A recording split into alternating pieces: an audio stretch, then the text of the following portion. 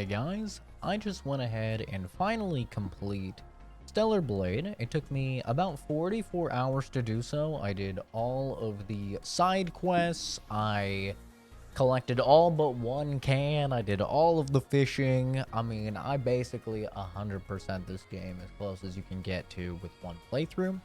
So let me go ahead and give you my pros, my cons, and why I think, honestly, this is a unironic Game of the Year 2024 candidate.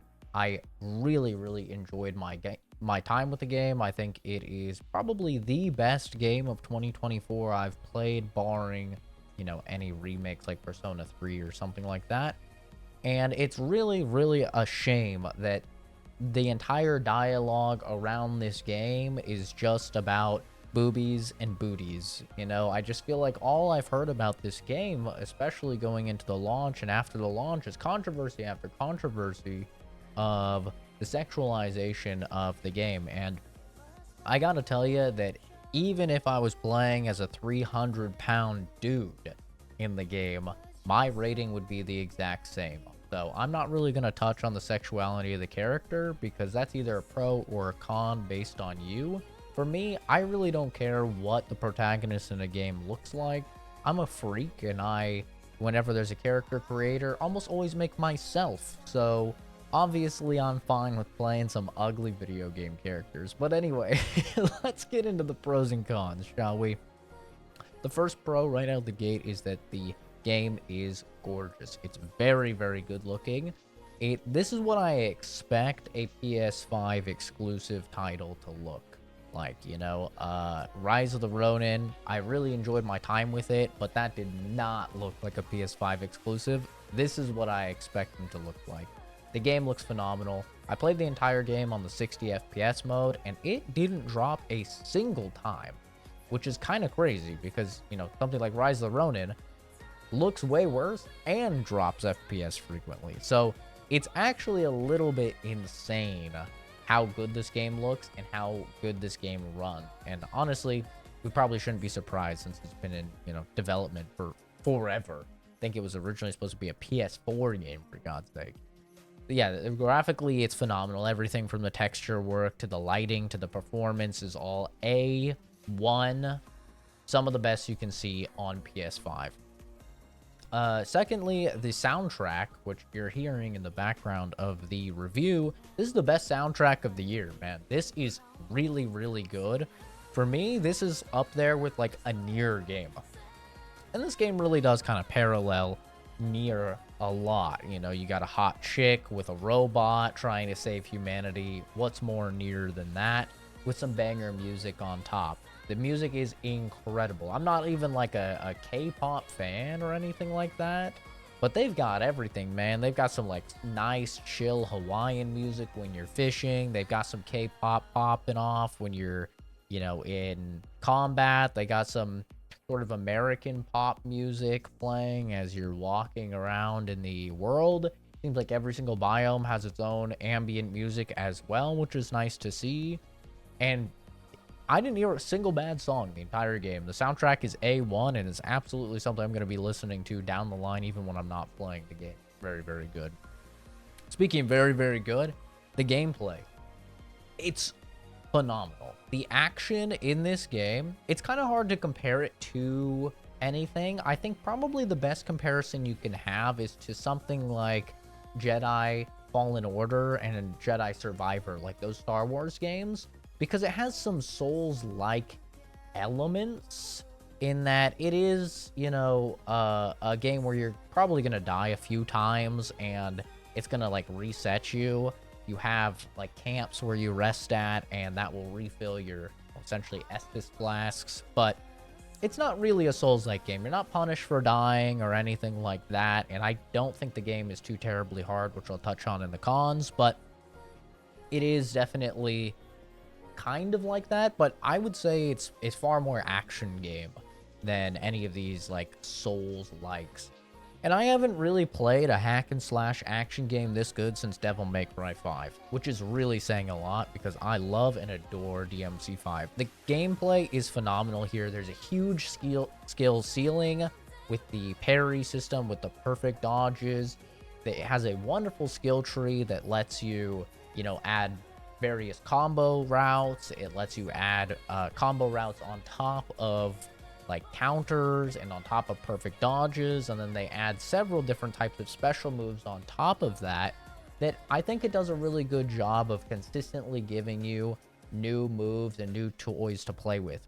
I do think the game would have benefited greatly from like another weapon of some sort, just to maybe offer just a little bit more to combo variation and structure, because for 95% of the combat, you're going to be using that standard combo structure that you start off with, which is a mix of heavy and light attacks. So I would have liked to see just a little bit more there, but just the actual visceral feeling of parrying things when you're being attacked and countering, and this type of ebb and flow of combat, a sort of rhythmic dance that you fall into, similar to like a Sekiro, is just entrancing. It's very, very fun and enjoyable, and once it clicks and once you get really good, it is super satisfying, man. I love the gameplay here. Once again, it just makes me so sad everyone's talking about the tits and the ass, right? Because there's so much more to this game than that.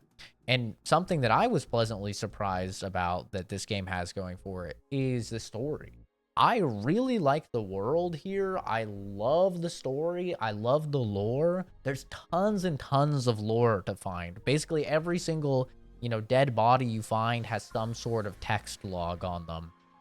And all of these come together, and it allows you to piece together the narrative way, way ahead of time from where the main story actually does tell you these things. And I love it when a game does that. I love it when you can be not surprised by a big plot twist because you've taken the time to do the side activities, read the lore, and all of that. I love that, and that's what this game has. Tons and tons of lore, and I really enjoyed the story. And I have to say, no spoilers or anything, but the villains in the game are some of the best villains I've seen in gaming in years, to the point where there's several endings of the game, and I genuinely don't even know if I picked the good ending. There's not really a good and bad ending and true ending or anything like that, because it's all a matter of perspective. And when the villains are, talking and they're giving their monologues and stuff like that, it's one of those things where, you know what they say, right? A good villain, the key to a good villain is them believing that they're right. They believe that they're the good guy. And when you hear them talk, you go, yeah, I mean, they're making a lot of fucking good points. Am I the bad guy? This dude is spitting facts right now. And I really like that. I think all of the villains in the game are done incredibly well to a surprising degree. And you don't really have to worry about spoilers here. This is all literally the opening of the game. This is the first playable section of the game. So this is all stuff, you're going to see at the very, very beginning. I think actually you even played through this in the demo of the game. So you don't really have to worry about too much about spoilers in this. But yeah, story, surprisingly good. I actually really, really liked it. I love the world. I'm super interested in what they do down the line. And I don't know if they're planning on making another game or DLC. They do say, that they're going to have future content. So I'm just super excited to see where they go with it, because there's a lot of questions left unanswered, and I can't wait to get the answers to them. But, there are a couple little gripes that I have with the game, so let's get into them. First thing I have a problem with, the game is a bit easy. It's especially, once you get the hang of it and you're using everything that the game gives you, the game is quite easy. You do unlock a hard mode after you beat the game, and I gotta be real with you guys, I fucking hate that games do that. Just let me play on the hard mode out the gate. I know it's supposed to incentivize replayability or something, but it really doesn't for me. It just makes me kind of upset that the whole game I was thinking, this is pretty damn easy. I first tried practically every single boss in the entire game, and the most I ever died to a boss was, I think, the final boss, where I died like 2 times to them.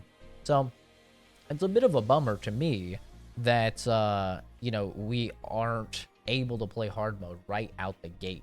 But, you do end up getting it after you beat the game, I guess. But I do think it's a little bit too easy. I also think that at some points, Eve just controls weird. In a lot of the platforming sections, you'll be running to make a jump, you'll take a millimeter of a step off the ledge and go to jump, and you'll go right into a double jump instead of your normal jump, and then of course you fall to your demise. Or a lot of the times I would jump one way and be falling and wait to do my double jump, and then I'd try and do my double jump and it wouldn't come out. So there's like some sort of like timing to where you can double jump, but if you wait too long you can't double jump, and that's not something that's very intuitive. And it also didn't seem very consistent. Sometimes I was able to double jump significantly later than other times. Other times, I would jump one way and then be pushing the stick, let's say left or right, and do a double jump to try and, double jump that way. And she would just double jump some other random way. There was a lot of times like that. Sometimes she wouldn't grab edges that she should very clearly be able to grab in order to pull herself up. So the platforming is definitely not the smoothest. It's not the best indeed. I can see that some of the side quests people are probably not going to enjoy. Especially there's a couple that involve, crunching numbers. Me and my autistic ass, I loved those. Those were actually my favorite side quests. I was just sitting here with a calculator, crunching numbers, trying to find the patterns and, trying to solve the side quest. But I can see some people probably won't like that. And then a minor gripe that I have is there are certain collectibles you have to get as you're playing through that part of the main story. You cannot go back and get them.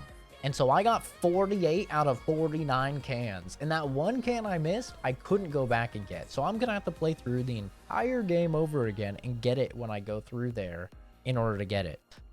Which is a little bit annoying. I hate it when games do that. I hate it when they put collectibles behind something stupid like that, because I was really trying to go for the 100%, and after that happened, I was like, well, just bonk me, I guess. No more 100% for me, unfortunately.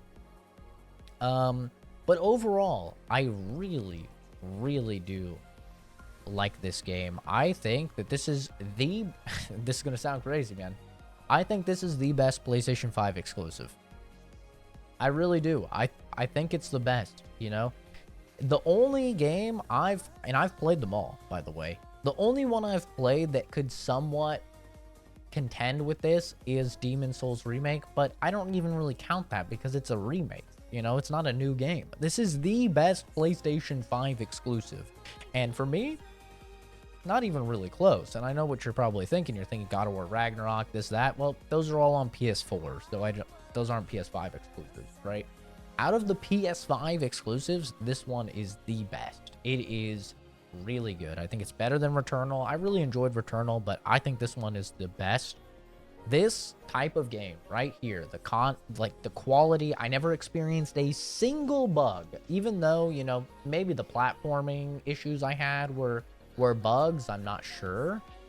But even though there was a little bit of clunkiness every now and then, usually with the platforming, I never experienced a single bug. I never experienced a single crash. I never experienced a single frame drop. This is the type of quality that I'm expecting from a PlayStation 5 exclusive. And this is the reason why I own a PS5, is to play games like this. Like I said, I am not some coomer. I don't care that the chick is hot. I really don't care. That is not a positive or a negative for me.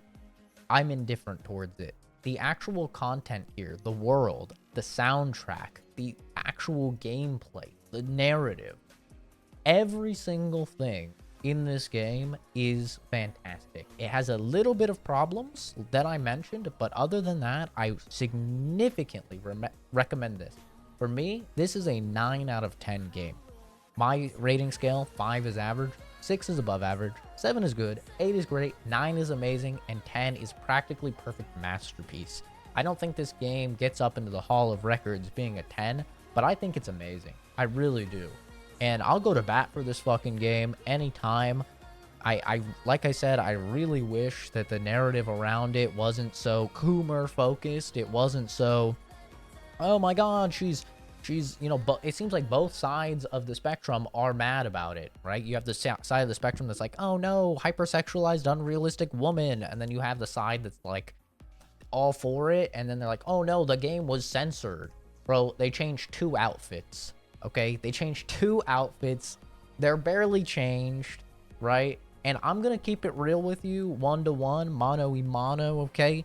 If you don't think this game is lewd enough, if you can look at like the maid outfit, you can look at the bondage outfit, and you can tell me that this game is not lewd enough for you with all the panty shots and upskirts and stuff like that, you need to lay off the porn, my friend. You need to go play some hentai games on Steam. There's thousands of those for you.